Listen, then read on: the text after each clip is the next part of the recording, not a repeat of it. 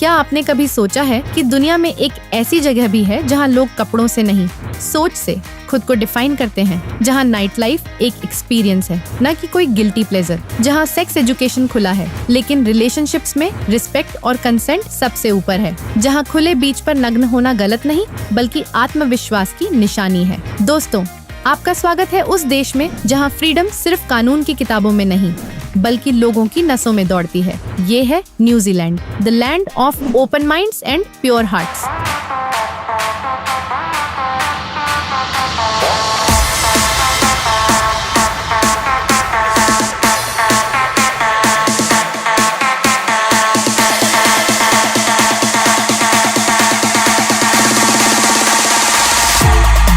New Zealand south Pacific ocean के उस कोने में बसा देश जहां पहाड़ नीले हैं, झीलें शीशे की तरह पारदर्शी हैं और आसमान हर रोज नया मूड दिखाता है। यह देश दो मुख्य द्वीपों में बटा है, नॉर्थ और साउथ आइलैंड। नॉर्थ है चमकते शहरों और यंग कल्चर का घर, जबकि साउथ है नेचर के दिल का धड़कन। यहाँ का हर शहर अपने यूनिक कलर में रंगा है। राजधानी वेलिंगटन कला, संस्कृति और राजनीति का प्रतीक, जबकि ऑकलैंड क्लब्स, पार्टी और नाइट वाइब्स वाला शहर जो कभी नहीं सोता। यह देश अपने ही नियमों पर चलता है।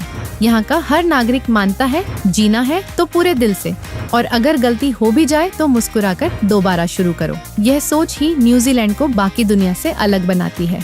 अब बात करते हैं उस पहलू की जो हर यंग माइंड को खींचता है, न्यूजीलैंड का सेक्सुअल कल्चर। यह देश इस बात को बहुत पहले समझ चुका था कि शरीर, कपड़े और रिश्ते इंसान की पहचान नहीं होते बल्कि उसे जीने की आजादी उसकी असली पहचान होती है। 1981 के कानून के अनुसार नग्न होना तब तक अपराध नहीं जब तक आप किसी को परेशान नहीं कर रहे। मतलब आप बीच पर टॉपलेस होकर धूप सेंक रहे हो या स्किनी डिपिंग कर रहे हो, ये आपकी पर्सनल फ्रीडम है, न कि किसी को चैलेंज। न्यूजीलैंड के बीचों पर क्लोथिंग ऑप्शनल कल्चर नॉर्मल है। उदाहरण के तौर पर ऑकलैंड के पास लेडीज बे में टॉपलेस और न्यूड सनबाथिंग बहुत सामान्य है। पापामुआ बीच पर गर्मियों में लोग पारिवारिक माहौल में भी रिलैक्स करते दिखाई देते हैं। और वाइकुक बीच, जहां कपड़े पहनना आपकी इच्छा पर निर्भर करता है, वहां की हवा एक बात सिखाती है, आत्मविश्वास कभी शर्म से नहीं आता बल्कि आजादी से आता है। सबसे खूबसूरत बात यह है कि यहाँ कपड़े उतारने से पहले लोग सोचते नहीं,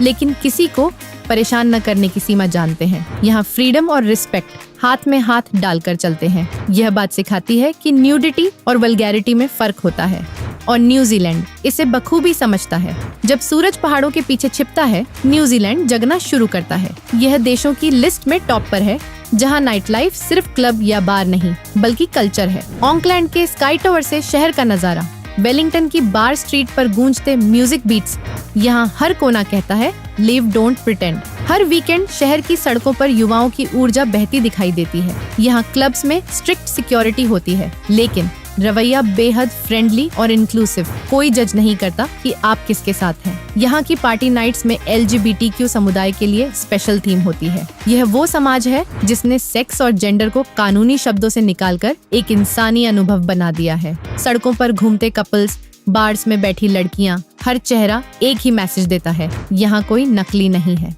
हर महिला के लिए सम्मान का प्रतीक देश है। यह दुनिया का पहला देश था जिसने 1893 में महिलाओं को वोट देने का अधिकार दिया। यहाँ की महिलाएं न सिर्फ कंपनियों की CEO हैं, बल्कि प्रधानमंत्री और नेशनल लीडर भी रह चुकी हैं। यह समाज मानता है कि अगर कोई देश विकास चाहता है तो सबसे पहले उसे महिलाओं को बराबरी देनी होगी। यहाँ हर रिलेशनशिप का नियम सरल है, कंसेंट। कोई रिश्ता, शादी या एक्ट तभी सही माना जाता है जब दोनों पक्ष खुश हों। यहाँ समलैंगिक विवाह कानूनी है। पुरुष पुरुष से, महिला महिला से अपनी मर्जी के साथी के साथ शादी कर सकती है। कानून और समाज दोनों इसे स्वीकार करते हैं। यह वह समाज है जहाँ लव इज लव केवल हैशटैग नहीं बल्कि रियलिटी है। अब चलते हैं न्यूजीलैंड की सबसे विवादित लेकिन दिलचस्प जगह की ओर। ओटागो इलाके में कार्ड्रोना वैली के हाईवे पर एक जगह है, द ब्रा फेंस। यहाँ महिलाएं अपनी ब्रा उतारकर तारों पर टांग देती हैं। कई लोगों को ये अजीब लगता है, लेकिन असल में ये जगह ब्रेस्ट कैंसर अवेयरनेस के लिए एक प्रतीक बन चुकी है। 1999 में किसी ने 4 ब्रा टांगी थी और अब हजारों टंगी हैं। ये जगह दिखाती है कि शरीर पर शर्म नहीं बल्कि जागरूकता और आत्मविश्वास होना चाहिए। कुछ लोग इस पर विवाद उठाते हैं कि यह संस्कृति को बिगाड़ता है, लेकिन न्यूजीलैंड ने स्पष्ट कहा, अगर इससे किसी को चोट नहीं तो ये एक्सप्रेशन है, न कि अश्लीलता। इस सोच ने न्यूजीलैंड को ऐसा देश बना दिया है जहां फ्रीडम सिर्फ शब्द नहीं, एक व्यवहार है। क्वींसटाउन न्यूजीलैंड का दिल और एडवेंचर की राजधानी के नाम से जाना जाता है। यहाँ bungee jumping, paragliding, sky diving, mountain hiking, water rafting, हर दिन एक नया रोमांच है। यहाँ की नेचर इतनी पावरफुल है कि लगता है धरती यहीं सांस लेती है। लेक वाकातिपु का नीला पानी, बर्फ से ढकी चोटियां और हवा में ठंड का करंट, सब कुछ मन को झकझोर देता है। यहाँ मौसम भी अपने मूड में बदल जाता है। सुबह बर्फ, दोपहर में धूप, शाम को बारिश और रात में कोहरा। एक दिन में 4 मौसम देखना इस देश का नॉर्मल है। यहाँ ट्रैम्पिंग नाम की एक्टिविटी बहुत पॉपुलर है, यानी पहाड़ों और जंगलों में पैदल घूमने का ट्रेंड। लोग इसे जिम से ज्यादा असरदार हेल्थ एक्सरसाइज मानते हैं। यही वजह है कि यहाँ के लोग फिट, हेल्दी और खुश रहते हैं। चलो अब कुछ ऐसे फैक्ट्स जानते हैं जो न्यूजीलैंड को दुनिया से अलग बनाते हैं। यहाँ लगभग 53 लाख लोग रहते हैं, लेकिन भेड़ों की संख्या है 2 करोड़। मतलब यहाँ इंसानों से 4 गुना ज्यादा भेड़ें हैं। उसी वजह से न्यूजीलैंड ऊन के उत्पादन में दुनिया में दूसरा स्थान रखता है। यहाँ एक और अनोखी बात है, पूरे देश में एक भी सर्प की प्रजाति नहीं है, न जंगल में न खेत में। वैज्ञानिक मानते हैं कि यहाँ का कोल्ड एनवायरनमेंट सांपों के लिए उचित नहीं। यहाँ की झीलें इतनी पारदर्शी हैं कि 80 मीटर नीचे तक पानी के तल की चट्टानें साफ दिखाई देती हैं। लेक ब्लू नेल्सन तो इतनी साफ है कि वैज्ञानिक इसे दुनिया की क्लीनस्ट नेचुरल लेक मानते हैं।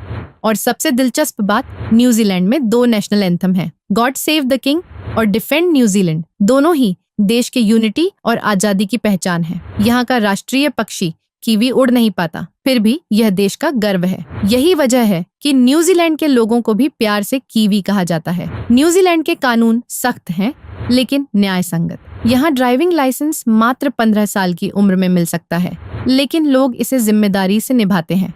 देश की सड़कें क्लीन, ट्रैफिक अनुशासित और हवा हमेशा ताजा है। यहाँ भ्रष्टाचार लगभग शून्य है। ट्रांसपेरेंसी और ईमानदारी का स्तर इतना ऊंचा है कि विश्व रैंकिंग में न्यूजीलैंड अक्सर सबसे ईमानदार देशों में दूसरे स्थान पर होता है। यहाँ हर इंसान का जीवन सादगी लेकिन स्टाइल से भरा है। लोग लग्जरी चाहते जरूर हैं, लेकिन दिखावा नहीं करते। क्लब जाने के साथ साथ सुबह योग, ट्रैकिंग या बीच पर वॉक उनके रूटीन में होती है। यही बैलेंस यहाँ की लाइफस्टाइल को स्पेशल बनाता है। जनजाति यहाँ की आत्मा है। उनकी परंपराएं, नृत्य और भाषा देश की पहचान है। हंका, यह वही वॉर डांस है जिसे न्यूजीलैंड की रग्बी टीम ऑल ब्लैक्स हर मैच से पहले करती है। यह सिर्फ एक डांस नहीं, बल्कि जुनून और एकता की निशानी है। वेलिंगटन में स्थित ते पापा म्यूजियम इस संस्कृति का घर है। विज्ञान, कला, इतिहास सब एक ही जगह। यह म्यूजियम दिखाता है कि कैसे एक देश अपनी आधुनिकता में भी अपने रूट्स से जुड़ा रह सकता है। न्यूजीलैंड सिर्फ खूबसूरत देश नहीं है, यह सोचने की नई दिशा देता है। यहाँ के लोग इतने खुले विचारों वाले हैं कि दूसरे की लाइफस्टाइल पर कोई डिसअप्रूवल नहीं करते। हर व्यक्ति अपनी पसंद का काम कर सकता है, चाहे वो मॉडलिंग हो, आर्ट या सेक्स वर्क, जब तक वह कानूनी और सुरक्षित है। सरकार हर व्यक्ति की सुरक्षा पर ध्यान देती है। यही वजह है कि न्यूजीलैंड को दुनिया के सबसे सुरक्षित और फ्री देशों में गिना जाता है। यहाँ अपराध दर बहुत कम है और नागरिकों में रिस्पेक्ट बहुत ज्यादा। यह देश सिखाता है कि स्वतंत्रता तब तक सुंदर है जब तक उसमें जिम्मेदारी हो। तो दोस्तों, यह था न्यूजीलैंड, एक ऐसा देश जो आपको सिर्फ देखने नहीं, सोचने पर मजबूर कर देगा। जहाँ नाइट लाइफ लाइट्स से नहीं, एनर्जी से जलती है। जहाँ प्यार का मतलब जेंडर नहीं, इमोशन है। जहाँ कोई किसी की आजादी से डरता नहीं, बल्कि उसका सम्मान करता है। अगर आपको यह सफर अच्छा लगा हो तो वीडियो को एक लाइक दीजिए। कमेंट में बताइए कि अगली बार किस देश की बोल्ड कल्चर लाइफ देखना चाहेंगे। और अगर आप न्यूजीलैंड की तरह अपनी सोच को भी फ्री करना चाहते हैं तो चैनल को सब्सक्राइब करिए और बेल आइकन दबाइए ताकि नई वीडियो का नोटिफिकेशन सबसे पहले आपको मिले। मिलते हैं अगली वीडियो में। तब तक के लिए खुले दिल से, खुले दिमाग से, न्यूजीलैंड वाले अंदाज में कहिए, cheers to life, cheers to freedom, cheers to New Zealand.